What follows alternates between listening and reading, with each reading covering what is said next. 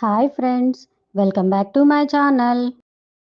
ఈరోజు మన రెసిపీ కమ్మటి రుచితో ఉండే పొంగలి రొట్టె.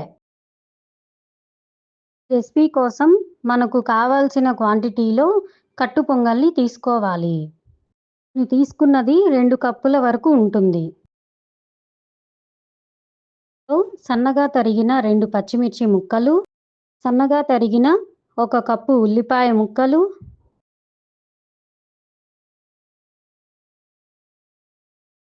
సన్నగా తరిగిన అరకప్పు కొత్తిమీర, ఉప్పు,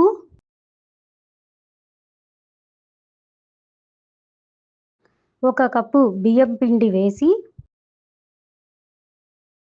అన్నీ బాగా కలిసేలా కలుపుకోవాలి. బియ్యం పిండి కొలత ఏమీ ఉండదు. మనం తీసుకున్న పొంగలి ముద్ద వచ్చే వరకు పిండిని కలుపుకోవాలి. ఇక్కడ మరొక అరకప్పు బియ్యం పిండి వేసుకొని కలుపుకుంటున్నాను. ఇలా కలుపుకున్న తర్వాత కవరుకి నూనె అప్లై చేసుకొని చేతిని తడి చేసుకొని కలిపి పెట్టుకున్న పొంగలి మిశ్రమాన్ని ఇలా ముద్దలా చేసుకోవాలి. ముద్దను కవర్పై ఉంచి చేతిని తడి చేసుకుంటూ చూపించిన విధంగా రొట్టెలా ఒత్తుకోవాలి.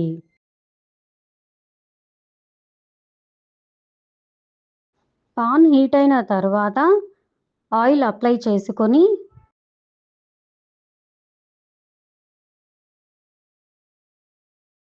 రొట్టెను వేసుకొని లో టు మీడియం ఫ్లేమ్లో నిదానంగా కాల్చుకోవాలి.